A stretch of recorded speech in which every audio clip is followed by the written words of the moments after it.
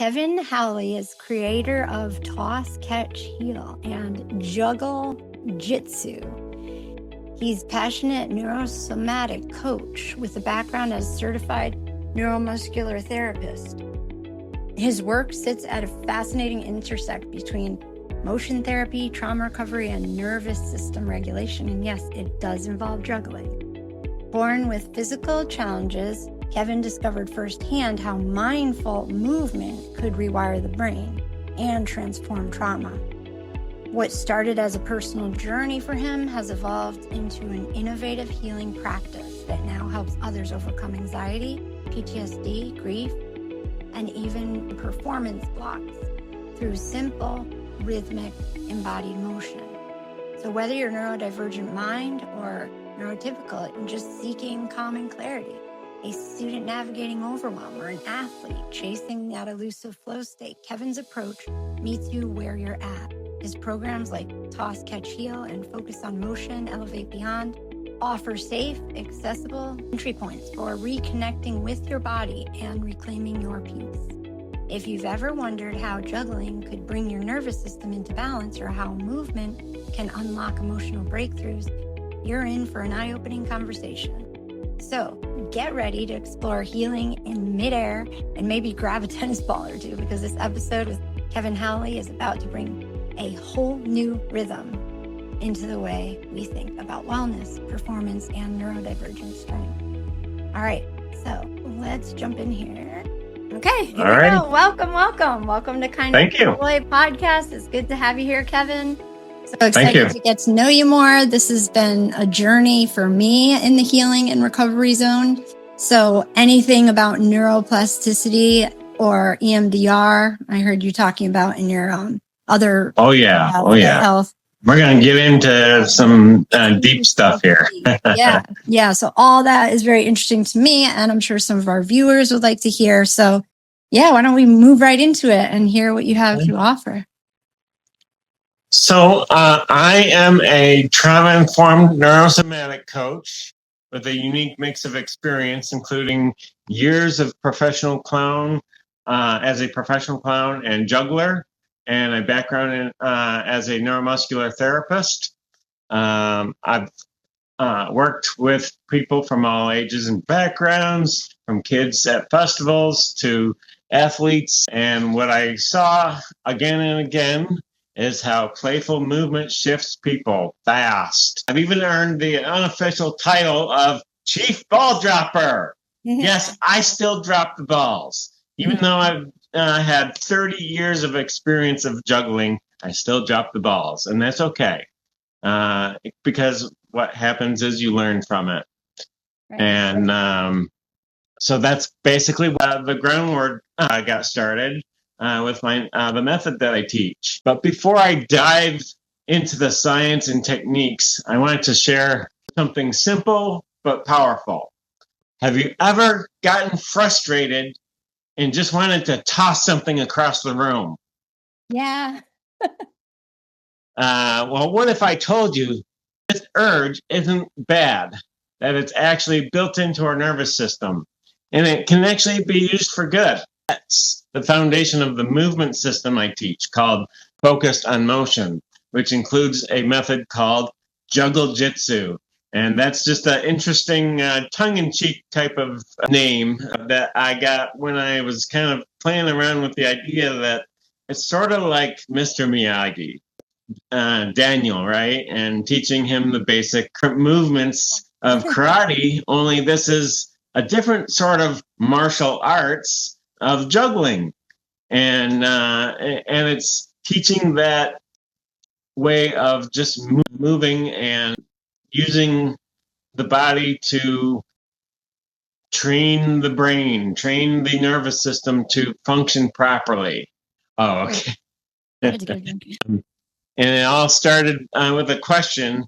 What if tossing something actually was like tossing something internal, a stuck thought, a looping fear, or a surge of emotion? Makes sense.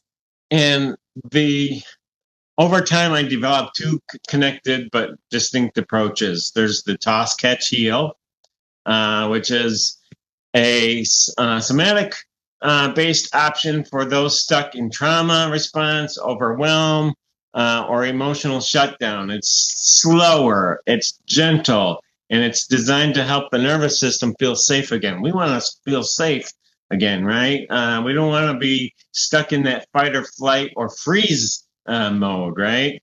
And so that's really where that goes. And then you have the focused on motion, including the Juggle Jitsu, like Mr. Miyagi teaching different movements, wax on, wax off. Only this is cascade and reverse cascade, and even a sort of like a crane kick technique to toss the ball up with your foot so that you can just start it fancy like that.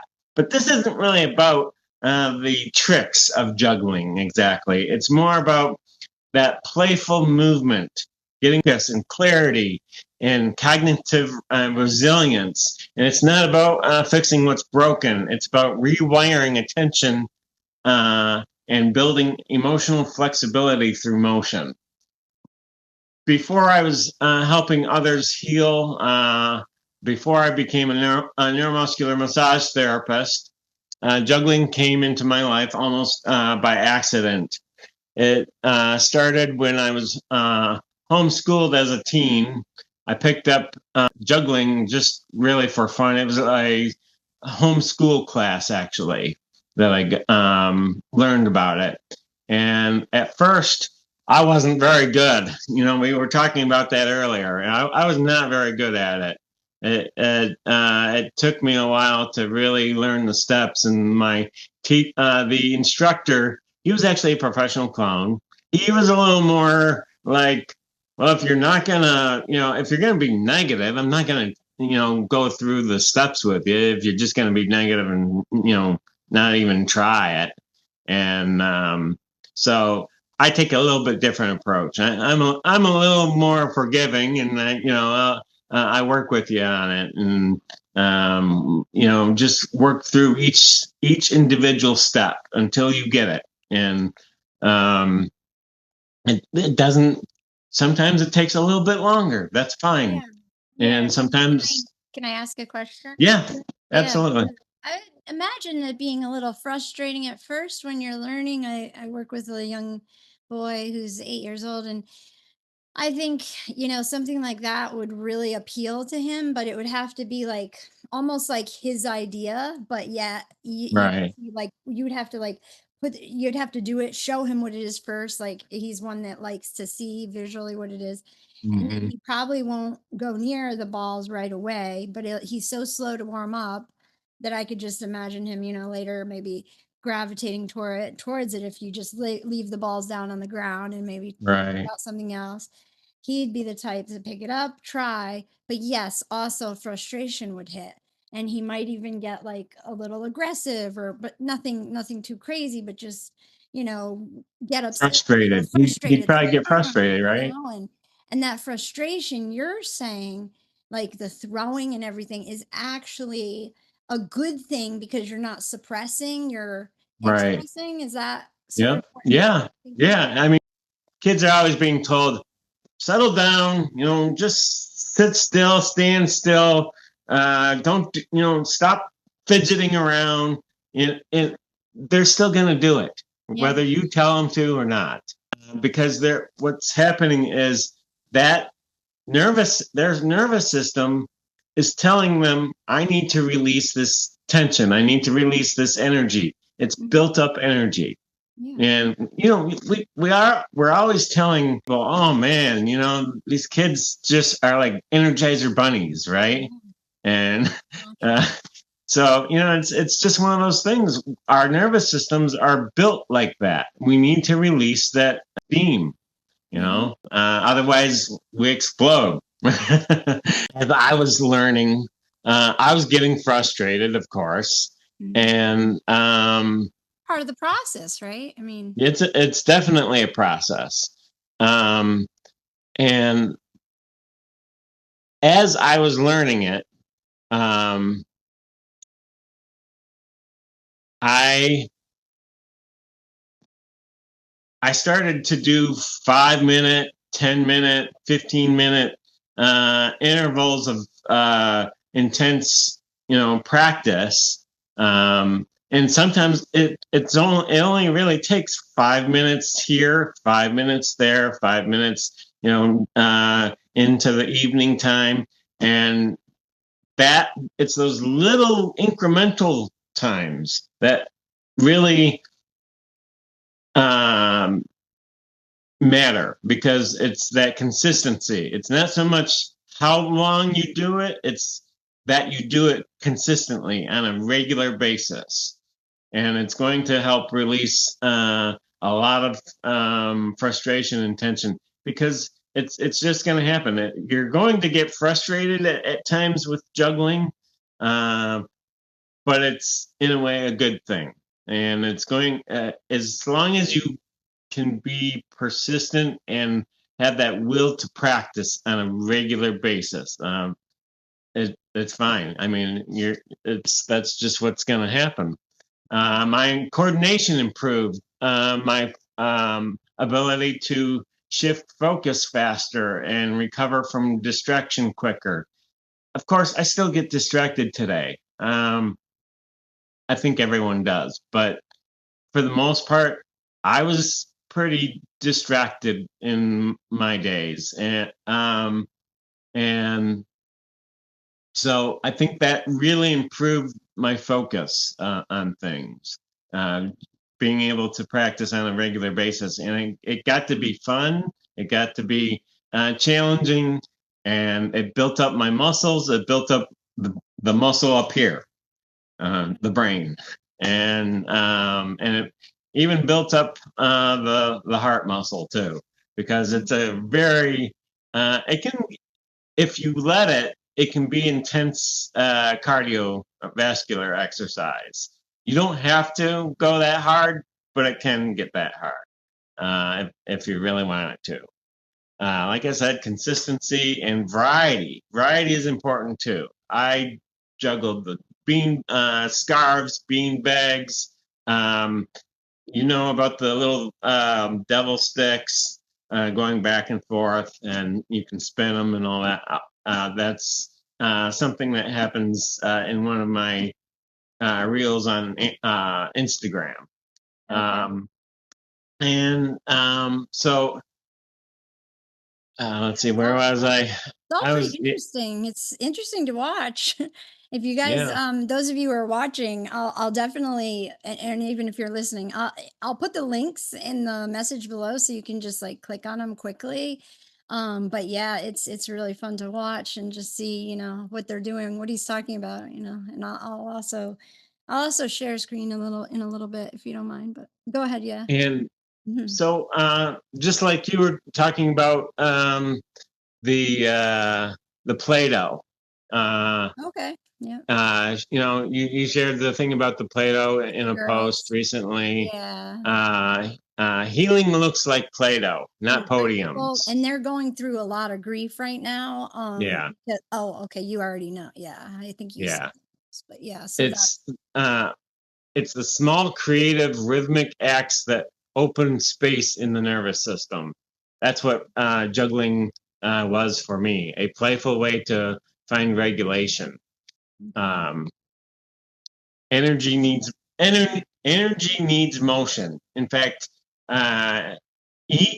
emotion is really energy in motion. We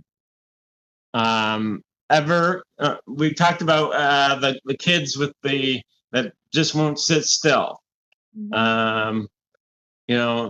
They bounce, they shift, they wiggle. It's not disobedience, it's nervous system regulation.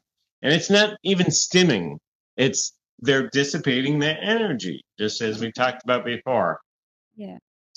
And I started wondering if adults also need to have that too, because we're trained out of that mentality that we're need to be moving around all the time, but really our bodies have not really changed in millennia, and so it's like how do we release that energy from our bodies? You know, a lot of us are sitting in an office, you know, for hours on end, and what are we doing? We're sitting at a desk in front of a computer, staring at a computer for hours on end, and typing out, and you know, our backs get wrenched, and you know, Right. and Not so healthy. we go ahead. Not healthy. Right, it's not healthy. We're taught to suppress it. Yeah. And we're taught to, you know, not but we need to regulate that energy. It's funny because, and I'm just gonna say this real quick Go and ahead. get back to it, but when I was a little kid and because I got labeled ADHD, but my parents didn't want to put me on the medicine, the stimulants, but they did try different like foods and, you know, less Mhm. sugar and stuff, but none of it really worked. I still just had so much energy and impulse control problems and social Mhm. issues with peers. I just didn't really kind of fit the mold, let's just say. Mhm. Um, but like one of the things I remember doing was, you know, as soon as we got out of school, at the beginning of school, at the end of school, and during like recess, just loving to be outside. And as soon as Yeah, I me was too. outside, I would just run.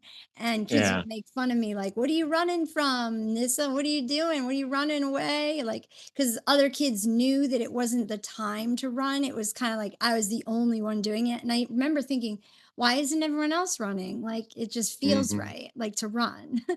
When I But was and Go whenever it ahead. was allowed, like even if it, because so like we could be walking to like an assembly and we're outside, but they always Mhm. used to say like, oh, you can't run inside, but you can run outside. So I would literally run anytime we were outside, and I would get in Uh-huh. trouble. So that's what I'm trying to Uh-huh. say. And like, or Yeah. when it was time to go to the buses, I'd run to my bus, and See, you people look at were me like, "What's innately wrong with you?" knowing that you needed to have that motion to get Yeah. it out of you. But And people that's thought I was anxious, and it still happens to me today because I yeah. have this energy, and people think it's nervous energy, or they. So if you don't know me, like, oh, are you okay? You look anxious. I'm actually not. I'm actually just in a good mood, and this is just who I am. I'm very energetic, Mhm. very high strung. You Yeah, know, you and know, when I was in public school up until sixth grade, they tried to the teachers put this, you know, basically a cardboard blinder around me in class because I was always looking looking out out there, into space. But what I was doing was I was actually thinking of stuff that yeah, I wanted to think about and thinking of, and I wasn't like, so when I meditate in my own way, I can't close my eyes and meditate. I have to have my eyes open for whatever reason. like a little bit And open, like sort of like the mini. not just open, and I'll stare out into space, and Okay. people will catch me doing that and they think it's weird. Yeah. But you know what weird actually means? It's the etymology term is actually um, the ability to your own destiny, basically. Weird. Weird. When you said, Weird. So yeah. there's like an older English type of wording to it, but it's like the Germanic type of Yeah. thing where Okay. it's WYRD. Oh. So yeah, I like to study a little bit of etymology. Oh, interesting. Huh. So yeah, and so I like that. I like that definition for weird. So I'm weird. I accept it. Yeah. When I would go home from school, I would actually I didn't do my homework right away. I threw my backpack on the floor and I went out to play. And I had to use up that energy because it was, it was all pent up during school hours. And you couldn't really do. I mean, you did it, and you ran and ran and ran, Yeah. and so it's like. that running does the trick too. I mean, that's rhythm. Everything is, in the universe is really moving. We just can't always see that movement, but it is moving. We're moving. I mean, even our cells are moving. The atoms, they're vibrating at a very fast speed. And so that's really kind of what creates matter, is that it's really light that's just vibrating at a very fast speed. And we're so everything is movement. Everything is in. And I was just watching a video about with Bruce Lipton, and yes, I like him. He was talking about that. That there is a rhythm going up and down, and it's just constantly moving. And those are so good videos with the animation. Yeah. And so, we're just, it's just, that's reality. We're always moving. There's something that's always moving, even when we're sitting still. And so,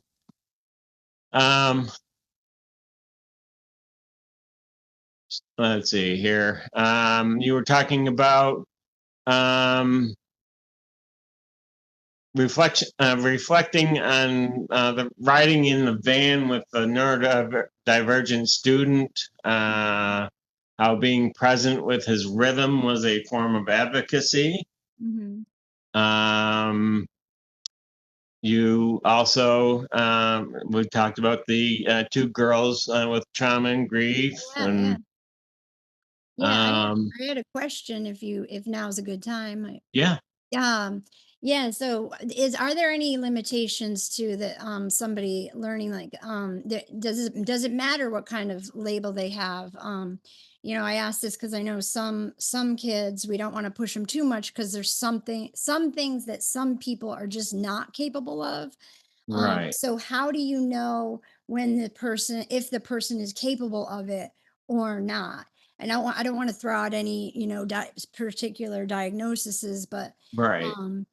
But you know what they are. You know what they are, but there's also a spectrum of it. Like even with cerebral palsy, or there's a spectrum. So like maybe trial and error, or do you like how do you do that? How does that work between you and a client? What does that look like? So I'm really just kind of getting started into this. I actually believe that I saw this one video of a gentleman that was autistic and even has some legal blindness. And he had a coach that built up a little contraption of PVC. I think it was PVC. And he had it to where it was tilting up a little bit. And he would have these tracks within this PVC contraption, and he would have these different color. I guess they were different color balls. I don't know. Maybe that matters to a degree, but he had this gentleman that was autistic and had some blindness, and he would roll the balls up the track and keep them moving one after another, and he just kept going back and forth, keeping the balls going. That, in a sense, is a form of juggling. Right. So modification is a thing for sure. Yeah. So that's, it's really only limited, I guess, by your imagination of what juggling is. And so, of course, I'm going to sort of start. What I usually do is I start with scarves now. I had one client that has since become my friend and brother in clowning. And I taught him how to juggle. He actually wanted to become a clown. He's a CPA. And so it's, how stressful CPA work can What, can be. just for us in Connecticut, what's CPA mean? That's Certified Public Accountant. Public what? Accountant? Accountant. Oh, okay. Got it. Yeah. Taxes, right? Tax season. Yeah. And so his job is very stressful at times. Mhm. And so he wanted to learn how to become a clown. And I found him in a group that I was moderating for clowns. And he was very interested in that. And he's like, I don't know if I can do this, but I want to explore it or whatever. And I'm like, you're already a clown. And there's that sounds maybe sometimes like a funny insult type of thing, but it's actually not, because what clowning is finding your inner child again. You're bringing your inner child out. That's what the inner clown is. And so he already has an inner child. He has an inner clown, and he just he grabbed onto that, and we talked about what I can do for him, and I started teaching him how to juggle. And he wasn't sure if he would be able to do it. And that's everybody. That's everybody I've ever talked to. Everyone says, "Oh, I can't do that. I don't have the coordination." Well, coordination is not necessary when you're getting started. The real important part is your willingness to show up and keep practicing. That's really it. And we'll work the rest out over time. Not a big deal. And if we need to find a different way for you to express yourself through that movement, that's fine too. I'll work with you best I can. And we just take it one step at a time. I'm not worried about that. I know that because I was having such a problem with it in my day, I know exactly how that feels. And I want to work with you, if you're willing to work with me. And so if it takes a little bit longer for you to learn, we just keep doing it. Yeah. We take it, we micro step it. I don't know if you've ever heard of the phrase, the Japanese philosophy, Kaizen. Basically translates to breaking things down into smaller incremental parts and improving things over time in those small doses, and just making it improved over time. And that's what juggling is. We break it down into the micro steps until you get it, until that muscle memory starts to develop. And so that's the other thing. I mean, we're developing muscle memory with this, and it's working that both sides of the brain. We're doing that bilateral stimulation with the neuroplasticity. So as we're doing the side to side, like Mr. Miyagi, side to side, right? Right. And or so we're EMDR. Some people might. Exactly, EMDR. But I kind of feel like, EMDR can be effective, yeah, of course. But is it fun? Are you going to keep doing it? Yeah, like a fun way to do it. That's cool. That's interesting. So juggling is just a fun way of using bilateral stimulation and EMDR. And so as you're doing it side to side, your eyes are tracking those bean bags or the scarves back and forth, and forth. That's like, for us lay folk over here, that means you're rewiring your brain as it's happening. Okay. Yes. So what's happening is they've actually done studies where it's actually showing that they're growing new gray matter in the brain. That's really what it comes down to. You're growing new gray matter. And so Einstein had a quote that says, we cannot solve our problems with the same level of thinking as we had when we created them. Mm. And so if you're still trying to solve a problem with your old brain, with all the old circuitry, are you upgrading your brain? Are you upgrading those thoughts? Mm. Not yet, until you start changing the way the way that your brain functions. And so if we can upgrade the brain with new circuitry, I call it rewire, reprogram, reboot, and refocus. Because that's really what it all comes down to. We're rewiring, we're reprogramming that circuitry, programming the computer to do what we want it to do. And then we're rebooting it, getting all that software updates. And then we're refocusing how we're seeing what we're doing and how we're doing it and how we're thinking about it. And so, yeah, it's there's a lot more to juggling than meets the eye.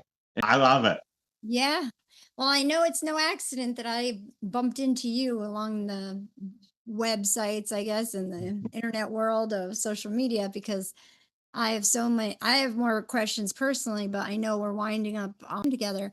One of the important things somebody wanted me to mention too was, with this program that you're offering, there's some sort of incentive for like any kind of like certification or training that you give. Like, say you're working with a client and then the mother or father is also interested in learning the juggling skill. What kind of benefits do they get from it in regard to like maybe a leadership position? I don't know if you offer certifications yet or anything like that. Not quite yet. As I said, I'm really just getting started with this at the moment. So really what I'm focused on is just getting people doing it. And so as far as families go, here's how I see it. Families who juggle together stay together. And neurons that fire together wire together. And so, if you're able to communicate on a different level with your child that maybe has a hard time communicating in other ways with you, why not have an activity that you can actually learn to do together? And there's also ways to, pass the props to the other person and keep going back and forth and having that fun, that interaction. And so, yeah, I didn't really have that with my family. I wish they would have, participated a little bit more, but, that's life. And but if the parent is willing to do that with their child, we can work something out, because I do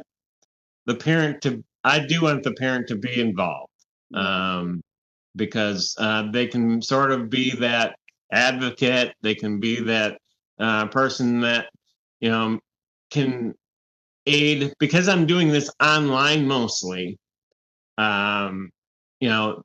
I kind of need that person to be there with the child to kind of teach them what the next step is. Maybe if they're having difficulty, I can talk to the parent too. So at least one parent kind of can be involved with the child. Beautiful thing. And what have you found in your experience? You've been doing this for how long? So the toss, catch, heal, that's really only been since about 2022. But I've been doing juggling for 30 some years. Right. But the act of teaching, how long have you and I've been doing, I've been kind of teaching. I've done library programs, school events, with juggling and getting kids involved in learning how to do this. So, what I used to do early on was like kids would say, "Hey, look what I can do! I can juggle too." And sometimes they actually surprised me, and it was actually the 3-ball cascade type of thing, a little rough around the edges, but it was still the 3-ball cascade. Most of the time, it was trying to do one ball and then tossing it to the other hand, handing it to the other hand, and all that stuff. Kind of a mock juggling, so to speak. Okay. And okay, that's a good start. Right? But gotta work on it. Yeah. If I have that ball with me, but I have a ball that I have a ball that you turn it on, it makes noise, and you have like a red wrist thing that you right here, and then a yellow one, and it says red yellow, and you can toss it and catch it up and down, and I use that sometimes just with my student that I work with, because I'm trying to incorporate like you were saying, the participation, like toss me the ball, toss and catch. Yeah. Between us, just passing the ball around, because he's very much independent. He just wants to do it himself, like, and that's fine too, but he does this thing where he'll like just one ball, he just does one ball, and he'll balance it on his fingertips and bounce it like this, and he can do that for hours if he was able to. He sits there and he does that like often throughout the day. So when you said that helps with autism and just the brain development, neuroplasticity, it really intrigued me. Yeah. Would you like a brief demo? Sure. All right. Give me one moment here. I gotta put my chair away. Okay. We're gonna take 3 scarves here. We're actually gonna toss the other 2 away and out through the mouth, but we also don't want to chest breathe. We want to suck it into the gut. So we want to use our diaphragmatic muscle and the diaphragm right in this region right here. And so your belly is going to kind of blow up as you breathe.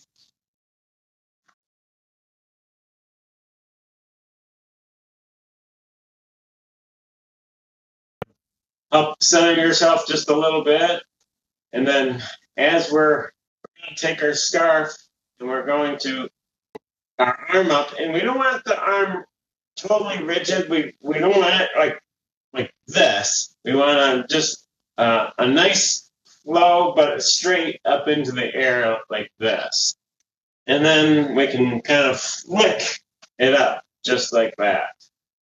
And it's what's going to happen is you just let it drop. Don't worry about catching it. That comes a little bit later into the thing. And we're just going to play with one scarf today. And we're just going to watch the scarf fall. We want to watch it fall.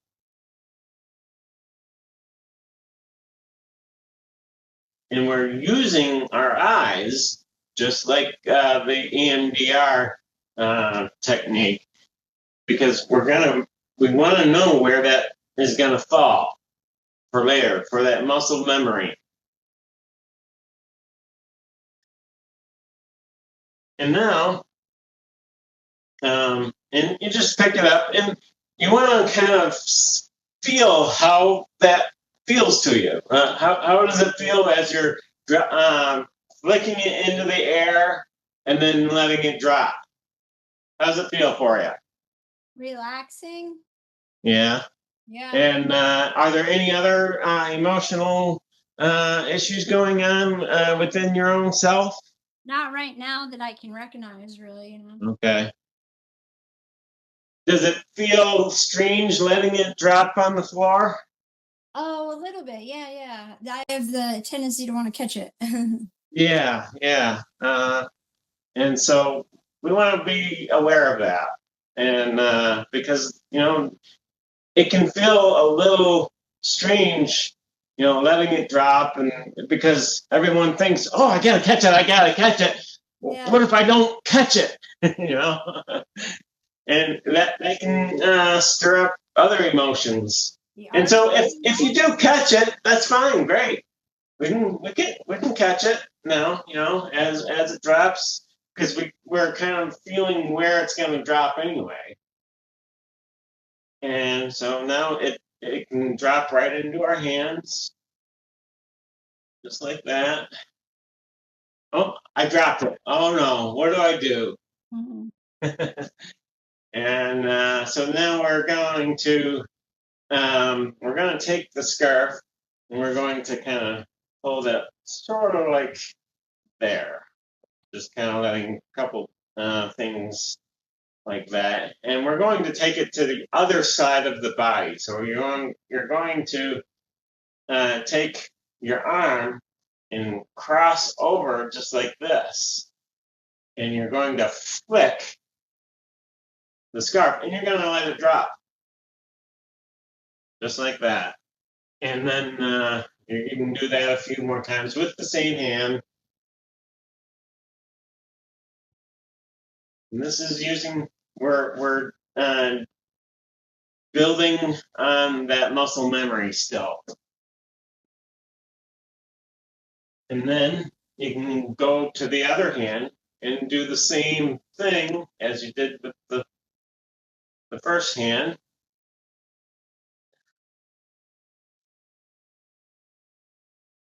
And if you want to catch it, you can catch it. Not a big deal. If it's within a certain range of where your arms are and where your hands are naturally, go ahead and catch it.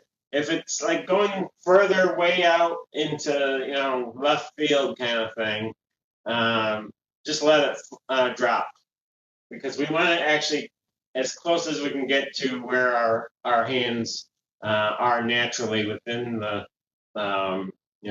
this area right here. So we're just letting it drop into the hand, and then we can do crossover again, just like on the other side. And we can kind of go back and forth. And this is really the first steps. And the reason I like to do the scarves is because they slow it down, and you don't get as excited about it because it's it's stressing me out because it's so fast, right? We're playing with it right now, and once you kind of learn the scarves, if it takes a little bit more time with the scarves, that's fine, great. It's actually beneficial because you're actually building more of that brain tissue, more of that gray matter in the brain. And so it's actually beneficial if you take a little bit longer to learn it. That's been my experience. Cool. So I'll show you a little bit of my other juggling things. So I have a little thing on my philosophy of what toss, catch, heal is. So and with my business Health Avenues, icon with my logo and everything, and on my website is the apple tree. Yeah. And also the road. I call it the road and the tree. And the road is your health avenues, your path of different modalities that you want to practice to have better well-being. And then along that road, that winding road, is the apple tree on the side of the road. And that symbolizes your body. The roots for a tree are actually the brain of the tree, the grounded mind, right? And so then the trunk is your body. The trunk is your body, and that core, the core of your being, right? And so then you have the branches, the limbs that are stretched out and kind of swing in the wind. And they're very expressive. And then you have the apples. Now, the apples represent your emotions, the emotional apples. I have 3 beanbag apples right here, and these are my favorite props. And so we have 3 apples, and as you're learning to juggle, you're juggling your emotional apples, your emotions. And you're just moving them all along. And, oh, I dropped one. Oh, my. Okay. Well, we can pick it up again and keep going. So, yeah, it can be a very relaxing, but also very challenging experience. And I encourage anyone to really try it. And if you want to contact me, you can contact me on either Instagram. It's at Avenues Health, AVENUES, and then that's Health, HEALTH. And or you can email me at coach@healthavenues.com. Beautiful. Thank you so much. Let me get back up here. Oh, yay, I got it. Okay. Perfect. Okay. So yes. What's that? Yeah. So glad we got to have this chat. We could always do it again too if time avails, if there's a reason to. We'll see. This is a pleasure, and I hope you got something out of it too. I did. Definitely more practice doing podcast interviews. Yeah. Oh. So I've done, let's see, from the UK to Washington and Oregon states to Australia, and then to you. And then I've got another one, and I think she might be in Georgia. So Good. the state of Georgia, not the country. Right. Good. Okay. That'll be fun. You'll learn a lot from others too.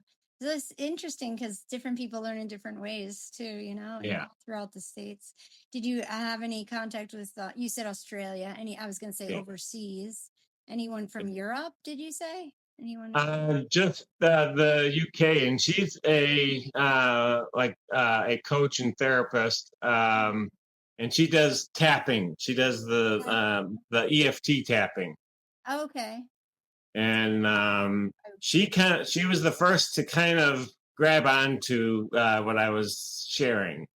I was kind of part of her group very early on when I was still kind of having a lot of emotional turbulence. Yeah. And with the loss of your family. Yeah. Short amount of time. And it wasn't just that. There was some other stuff that I'm not going to get into that, but yeah, there was just a lot of turbulent waters. Energy. Yeah, turbulent waters, exactly.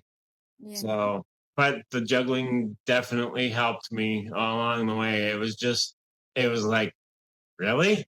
This really does work. And I kind of already knew that from when I first learned, because like I said, it just started to build my body and brain. And then that's kind of what inspired me to try it again. I was like, I wasn't getting anywhere with therapists, and I was even calling, those crisis hotlines and stuff like that for a while. And they were never really available when I was needing to be talking, Right. And so talk therapy didn't really suit me. And that's why I came up with this. I was like, I got to do something. Right.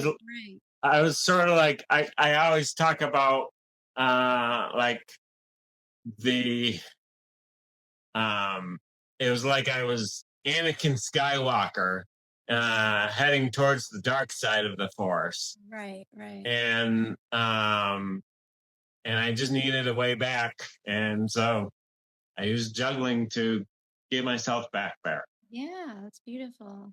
And every mind is so diverse. That's why I consider myself neurodivergent, just because of my ADHD, and sometimes I even can relate to the autistic. I don't know if I don't, nobody said I'm autistic or whatever, but there's certain things, high functioning spectrum, that I could definitely relate to, like like having certain obsessions. As a kid, I used to have like a lot of obsessions, things that I was really into, and then just not being able to recognize social cues, and not really fitting into any mold per se. Right. And same here. I never got diagnosed of anything, and I didn't really want that diagnosis. Sure. And I wanted to share that within my thing, within our little talk, that the people who my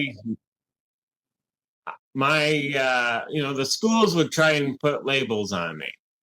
And I think might have shared some of that with you. Schools tried to put labels on me, and I was telling my mom, labels are for cans, not people. Yeah. I've come a long way. When I was first born, the doctors told my mom that I may never walk or talk. So I always say that I didn't get that memo. Yeah, miracle. And so, I did my own thing. I found my own way. And I was in the Royal Hannaford Circus for a couple of seasons. How that worked was that I was part of what's called a clown alley, which is basically a clown group in the Detroit area. I also visited some other clown groups as well. And I met this other clown in the Lansing area, and she invited me to join an alley for the Royal Hannaford Circus. It was a real blast doing that.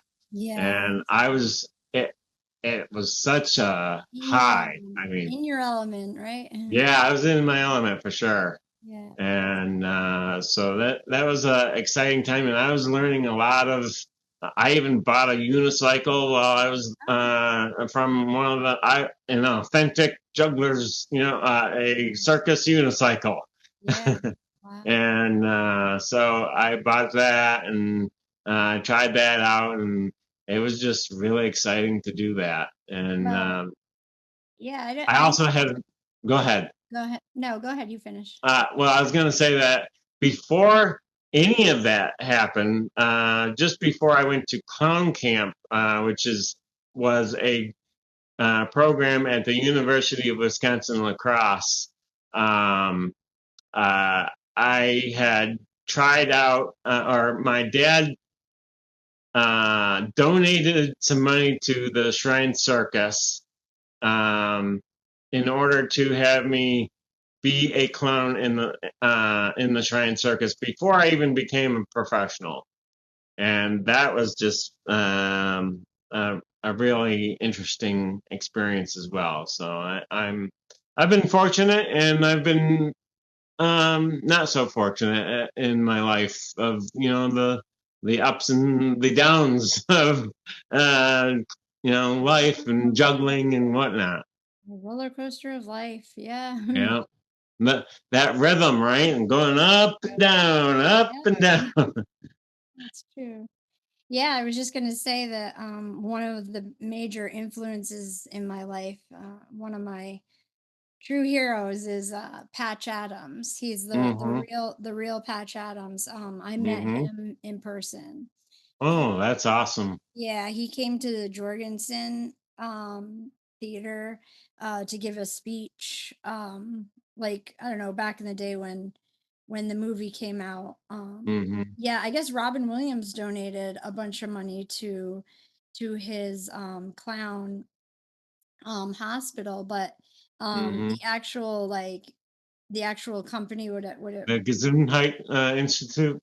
Yeah, the Gesundheit Institute, that's his hospital. but the actual, like, what is it, Disney or Fox or what, I don't know, they didn't donate anything, and they didn't even get like full permission from him for the movie. There's like a lot of drama around that, like Yeah. he really should have been getting a lot of royalty for that. Yeah. A lot more money than just Robin Yeah. Williams donated a lot, but I mean, there should have been from the company as well. And it's too Mhm. bad. But anyway, that's not what I was going to say. I'm sidetracked. He's amazing. Like like just meeting him in person. First of all, his speech was amazing. And then meeting him in person, he's just one of those people that just shines radiant light, and you just want to be next to him because you could feel the vibe. And so, yeah, I shook his hand and I was like, hey, he did say on stage that he would write to anyone that writes to him. And this Yeah. was like before phones. It was like right before phones. So I want to say like, Yeah, I actually did email him, so and I got a response from him, and we talked yeah, a couple times through yeah. email. So He's big into writing. So we would write to each other a couple times a year. And now I feel it's been like, I want to say like 10 years I haven't written to him once.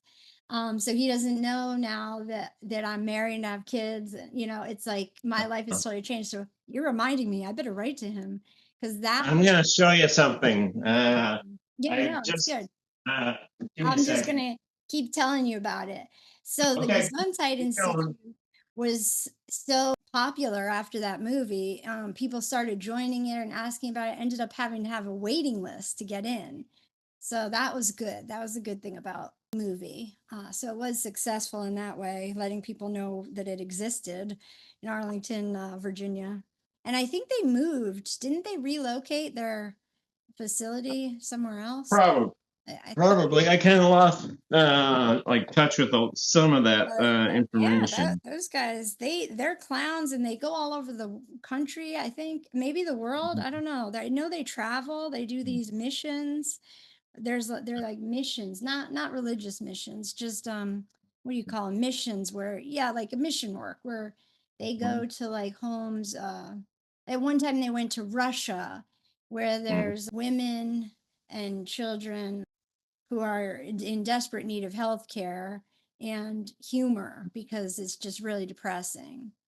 And that is a true story, by the way, that Robin Williams portrayed. The man Patch was completely depressed about the Mhm. society, the world, life. He wanted to end it until he realized he could help people by what do That used to be me. ah, was that a clown? Yeah. Yeah. Oh, let's see. I got it. Yeah. Oh, So yeah, that's how I used to look. I have a different.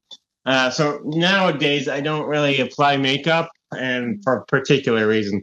Uh, so makeup is for a clown is really for stage and like the circus ring and such. So when you're it has become more of a tradition to wear the makeup, but for the most part, it's really about so that your facial expressions can be seen from in the nosebleed seats, right, from way back, right. and so because I do most of my work up front face to face, I don't need that kind of thing. I just wear the nose and I Yeah. sometimes wear a wig. Yeah. And so, yeah, it's, I just have a more updated approach to clowning nowadays. Yeah, and And that's fine because a lot of these kids these days are afraid of clowns anyway. So yeah, I think that yeah, makeup can be a little creepy, yeah. honestly. So hey, Yeah, I get it, and so that's why I don't really. I'm trying to promote clowning as a positive experience, and so I understand a lot of that. And so, yeah, if you don't need to wear the makeup, don't wear the makeup. And I know how to use my face and facial expressions without all that. So I don't need the makeup, and I don't need to hide behind the makeup. A lot of people think that you hide behind the makeup. That's a false thing. yeah, What's really happening is when you're first starting to become a clown, you do kind of hide behind it a little bit until you're really developed, but what you're really doing is you're bringing out that inner child out of you. And that's really what's going on. So, it's really about that inner child work of working with people and their inner child to come out for a moment or two, because we hide ourselves. Carl Jung, the psychologist, right? He talked about, the shadow self. Mm-hmm. And that's sort of along the same line. It's that self, that part of you that you just, jam down deep, and you don't let it out, and causes all kinds of psychological issues. And I like to sometimes say that clowns are sort of like psychologists with red noses. Or in my case right now, I actually wear a green nose, but we're sort of like the red-nosed philosophers, the psychologists. You have to know your audience. Yeah. You have to get to know your audience. You have to kind of know how they're going to respond to your thing. And sometimes you don't get it right all the time either. And that's part of it. So. It's beautiful. Yeah, I was going to tell you, I met a woman from Scotland who's really into mindfulness, and we have some partnerships things going on. We're going to be working on together. So yeah, I'd love to involve you too with that. Like at some point, we could talk more about it. But because she has a little audience of women who had ADHD, and she does like these mindfulness exercises with them, and I just mentioned juggling because for me, I feel like it would help me personally, and I bet if it would help me, then it would help others. Absolutely. I don't. That's why I don't really want to just say, "Oh, this is for this particular, person that has ADHD," or it's going to help a lot of different people. Oh yeah. It's going to bring the inner child out. It's going to help people learn how to flow better, and it's helped me flow. I'm not, right, though. It will help with focus though, right? Because that's oh yeah.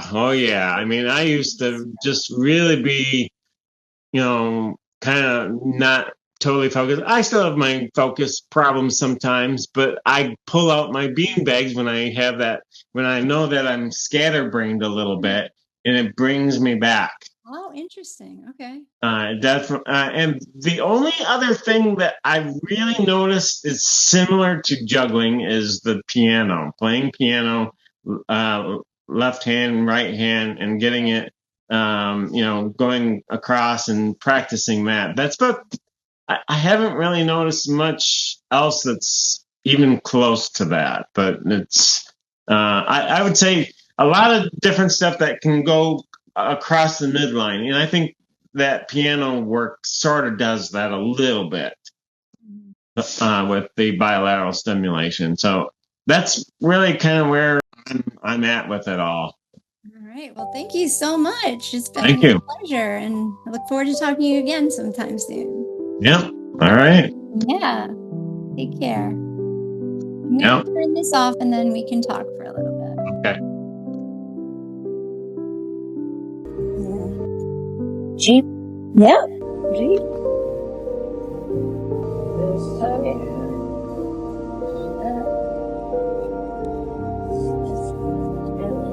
His fingers like this. Yeah, there you go.